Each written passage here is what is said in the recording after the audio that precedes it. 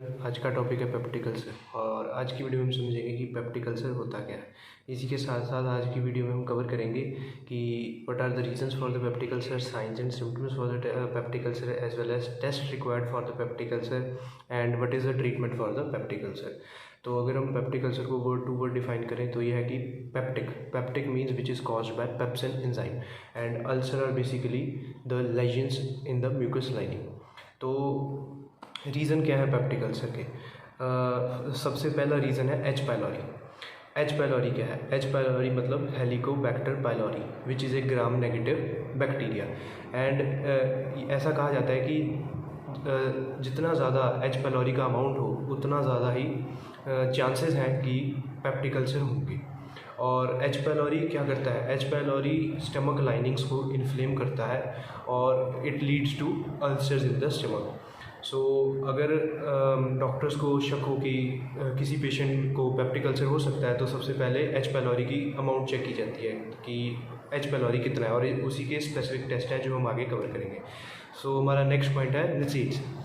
नसीड्स एक रीज़न है जो पेप्टिक अल्सर को कॉज करते हैं। तो नसीड्स होते क्या हैं? NSAIDs are the non steroidal anti inflammatory drugs और इनके एग्जांपल है आइबुप्रोफेन, नेप्रोक्सोन एंड डिक्लोफेनेक और एक्सेट्रा।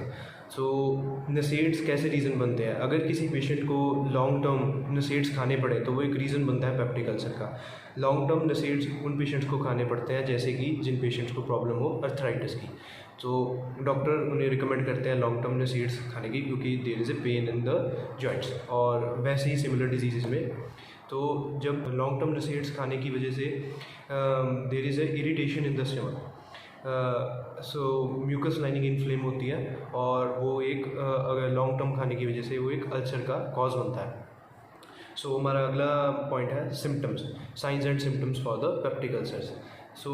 इसका मेन साइन एंड सिम्टम ये है कि लगातार पेट में दर्द रहना जो कि 1 से 3 घंटे तक रह सकता है खाने के आसपास, मतलब खाना खाने से पहले या खाना खाने से बाद। अगर परसिस्टेंट पेन स्टमक में रहे तो एक रीज़न हो सकता है पेप्टिक अल्सर का। और इसी के साथ साथ कुछ छोटे सिम्टम्स होते हैं, for example weight loss, unintentional weight loss. अगर किसी पेशेंट का बिना किसी रीज़न के वेट लॉस होना स्टार्ट हो जाए तो वो एक रीज़न हो सकता है पेप्टिक अल्सर का। इसी के साथ साथ लॉन्ग टर्म नॉजिया, वॉमिटिंग रहना और हार्टबर्न। पेप्टिक अल्सर ट्रीट कैसे किया जाता है? ट्रीट करने के लिए सबसे पहले एंटीबायोटिक ट्रीटमेंट दिया जाता है जो कि एच पाइलोरी को कंट्रोल करने के लिए देते हैं। उसके लिए ड्रग्स होते हैं अमोक्सिसिलिन, क्लरिथ्रोमाइसिन, टेंडाजोल एंड लिवोफ्लॉक्सासिन। सेकेंड ट्रीटमेंट दिया जाता है एसिड प्रोडक्शन को रोकने के लिए और हीलिंग प्रोसेस को स्टार्ट करने के लिए, जिसके अंदर इंक्लूड होते हैं omeprazole, pantoprazole, rabeprazole and lansoprazole.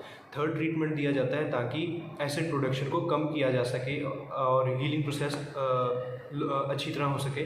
उसके अंदर ड्रग्स होते हैं ranitidine, famotidine and cimetidine and some drugs are given to protect the stomach lining which includes sucralfate and मिसोप्रोस्ट।